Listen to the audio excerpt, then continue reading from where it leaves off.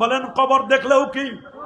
আল ফিকহু আলাল মাযাহিবিল আরবা, আল ফিকহু আলাল মাযাহিবিল আরবার মধ্যে লেখা মাকাবিরুস সালিহিন, আল্লাহর ওলিদের কবর জিয়ারত করতে কোনো বাধা।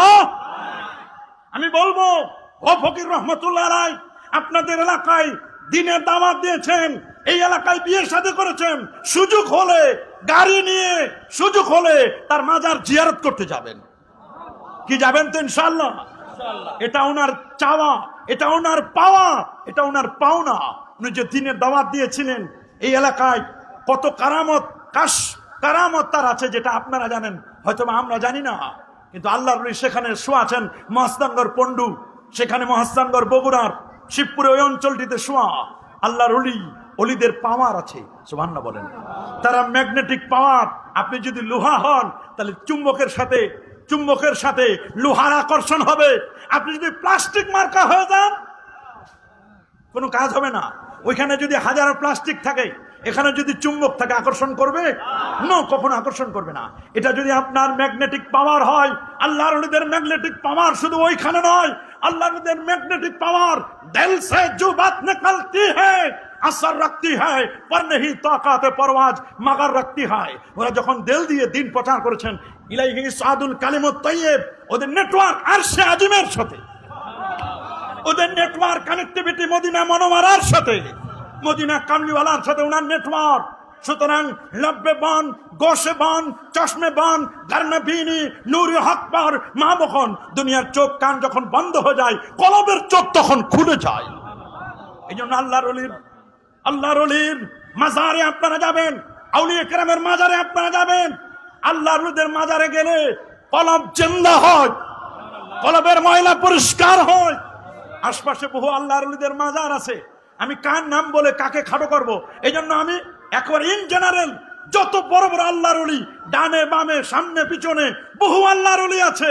সারা বাংলাদেশ এটা ওলিয়া উলিয়ার বাংলাদেশ। আল্লাহু আকবার বলেন। এই জন্য আল্লাহর ওলিদের গৌসুল আজম, এখানে আল্লাহর ওলি মঈনুদ্দিন শাহ, মূল যিনি আহমদুল্লাহ সাহেব, উনি মস্ত বড় একজন আল্লাহর ওলি ছিলেন।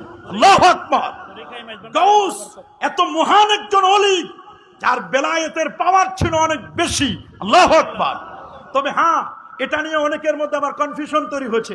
কেউ এই নামটা বললে অনেকে অনেক কথা বলে, কারণ এখানে যুগের পরিক্রমায় কিছু চেঞ্জ এসেছে, কিন্তু মূলটাকে আপনাকে ধরতে হবে। কথা বলেন ঠিক কিনা? অনেকে এটা নিয়ে বদনাম গায়। হ্যাঁ, বদনামের কিছু কারণও আমরা নিজেরা তৈরি করেছি।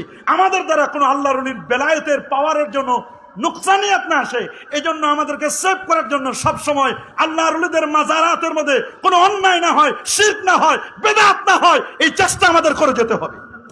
কথা বলেন, জোরে বলেন। বাতিল পন্থীরা আমাদের উপর যেন কোনো বেদাতের ট্যাগ লাগাইতে না পারে, শিরকের ট্যাগ লাগাইতে না পারে।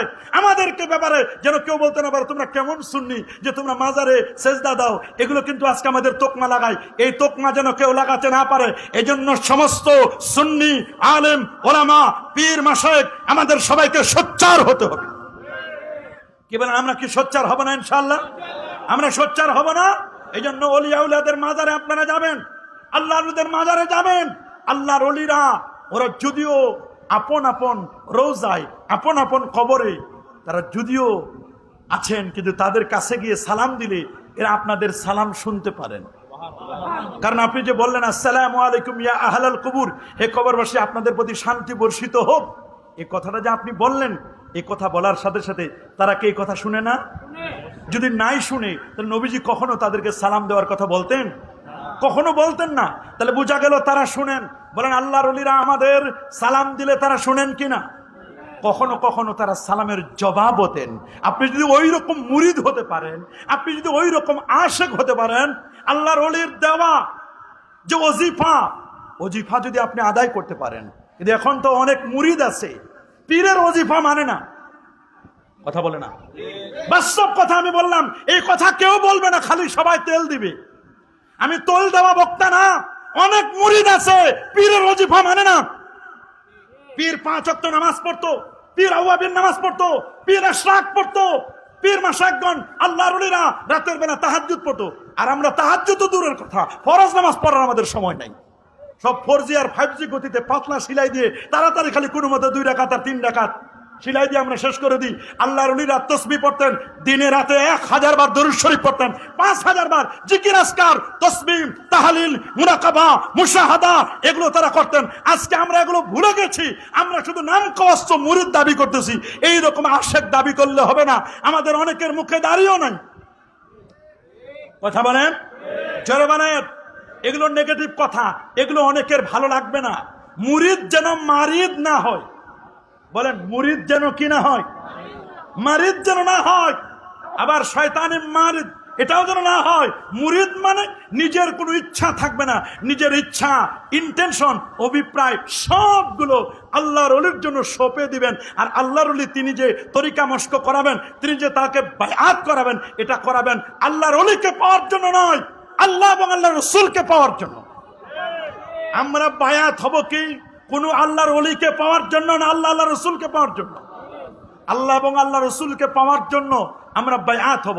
তা আমি শাহ সুলতান বলখি মাহি সাওয়ারের ব্যাপারে এতটুকুনি বললাম। উনি রাজ দরবার ছেড়ে উনি এই ফকির আলী জীবন যাপন করেছেন। আল্লাহু আকবার বলেন, বলেন না। রাজ দরবার ছেড়ে কোন জীবন যাপন করেছেন? ওনাদের ফকির আলী জীবন।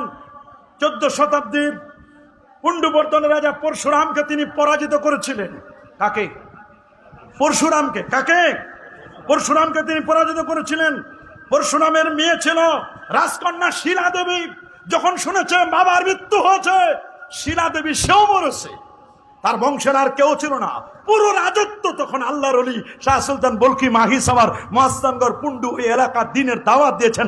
পুরো বগুড়া, নওগাঁ, রাজশাহী ওই অঞ্চলে দাওয়াত দিয়েছিলেন। আল্লাহু আকবার বলেন। আমরা আল্লাহর ওলির জন্য আমরা দোয়া করি, আল্লাহ তাআলা যেন তার মাকাম, তার বেলায়েতকে আল্লাহ তাআলা যেন বাড়ায় দেন, বেলায়েতের পাওয়ার যেন আরো বাড়ায় দেন, তাকে আল্লাহ জান্নাতের আলা মাকাম নসিব করেন। আপনারা তারই অনুসরণ করেন। তিনি এই এলাকায় এসেছিলেন, তাকে আপনারা মানেন। পরবর্তীতে আপনাদের আশপাশে যত অলি আউলি আছেন তাদেরকে আপনারা মানবেন। তবে অলি হবে হক্কানি। বলেন কি অলি? হক্কানি অলি আউলিয়াদেরকে আমরা মানবো। হক্কানি অলি চিনার আলামত হলো দুটা। বলেন, হক্কানি অলি, পীর, গাউস, কুতুব, আবদাল, আখিয়ার, আওতাদ, উদাবা, নুকাবা, নুজাবা, এগুলো চিনার আলামত কয়টা? সবাই বলেন, আরো জোরে, সবার মুখে। নাম্বার 1, 1 নম্বর আলামত হচ্ছে ঈমান। বলেন, 1 নম্বর আলামত কি? 2 নম্বর আলামত হচ্ছে তাকওয়া। তবে ঈমানের কিছু খাদ আছে। স্বর্ণের যেমন খাদ থাকে, ঈমানের খাদ হলো বিদআত। ঈমানের খাদ হলো কোরআন সুন্নাহর বাহিরে কিছু কাজ করা। কখনো কখনো শিরক, বিদআতে সাইয়্যা, এই কাজগুলো করলে ঈমানের বাতিটা নিভু নিভু হয়ে যায়। আরেকটা হলো তাকওয়া। বলেন, আরেকটার নাম কি? রাসূল বলেছেন, আত-তাকওয়া হাহুনা, আত-তাকওয়া হাহুনা, আত-তাকওয়া হাহুনা। সুম্মা আশারা ইলা সাদরিহি, বাম দুধের 2 আঙ্গুল নিচে এই জায়গায় থাকার জায়গা হলো তাকওয়া। তিনি তাকওয়ার কথা বলে দিয়েছেন। যিনি যত বড় মুত্তাকি, ওমাইয়াত্তাকিল্লাহ, ওমাইয়াত্তাকিল্লাহ ইয়াজআল লাহু মাখরাজা ওয়া ইয়ারযুকুহু মিন হাইসু লা ইয়াহতাসিব। আল্লাহ তাআলা তার জন্য এক্সিটের রাস্তা বের করে দেন যারা তাকওয়া অর্জন করে। এবং ইন্না আকরামাকুম ইনদাল্লাহি আতকাকুম, যিনি যত বড় মুত্তাকি তার মর্যাদা তত বেশি। কে তালুকদার, কে জমিদার, কে সৈয়দ বংশের, কে মুহাদ্দিস, কে মুফাসসির, কে পীর, কে বুজুর্গ, এটা দেখবার সময় নাই। দেখো কার কত তাকওয়া আছে। আল্লাহু আকবার বলেন। এই জন্য সূরাতুল আরাফের 96 নম্বর আয়াতে আল্লাহ তাআলা বলেন, ওয়ালাউ আন্না আহলাল কুরআন আমানু ওয়াত্তাকাউ লাফাতাহনা আলাইহিম বারাকাতিম মিনাস সামাই ওয়াল আরদ। যদি জনপদের মানুষগুলো, এই অঞ্চলের মানুষগুলো, ওয়ালাউ আন্না আহলাল কুরআন, যদি জনপদের মানুষগুলো আমানু ওয়াত্তাকাউ, ঈমান আনয়ন করত আর যদি তাকওয়া অর্জন করত, আল্লাহ বলেন লাফাতাহনা আলাইহিম বারাকাতিম মিনাস সামাই ওয়াল আরদ, আসমান জমিনের বরকতের যত জায়গা, সমস্ত জায়গাগুলো আমি তাদের জন্য উন্মোচন করে দিতাম। আপনি যদি বরকত পেতে চান তাহলে লাগবে ঈমান, লাগবে তাকওয়া। বলেন, ওলি হতে চান লাগবে ঈমান, লাগবে তাকওয়া। পীর হতে চান, বুজুর্গ হতে চান লাগবে ঈমান, লাগবে তাকওয়া। আল্লাহু আকবার বলেন, আরো যেন আল্লাহু আকবার। আমরা আল্লাহর ওলি হতে চাই, কি চাই কি চাই না? কি বলেন? চাই। আল্লাহর ওলিদেরকে আমরা অনুসরণ করব। তবে ওলি হওয়ার ক্ষেত্রে তারা যেমন ওলি ছিলেন, তাবিদের মধ্যে আমরা যে একজন আরেকজনকে কোনো বিষয় না জানলে আমরা অজানা বিষয়গুলো জেনে নিই। কি বলেন, জেনে নিই কিনা? একটা হলো শরীয়তের মাসআলা মাসাইল, বলেন না কিসের মাসলা মাসাইল? শরীয়তের মাসআলা মাসাইল যাদের কাছ থেকে জেনে নিই, এটা আল্লাহর নির্দেশ, ফাসআলু আহলা যিকরি ইন কুনতুম লা তা'লামুন। যদি কোনো বিষয় তুমি না জানো, অজানা বিষয়গুলো তুমি জাননেওয়ালার কাছ থেকে জেনে নিবে। নির্দেশ কার? বলেন, আরো জোরে বলেন, নির্দেশ কার? তো অজানা বিষয়গুলো আমরা জেনে নিব, শরীয়তের অনেক মাসআলা মাসাইল।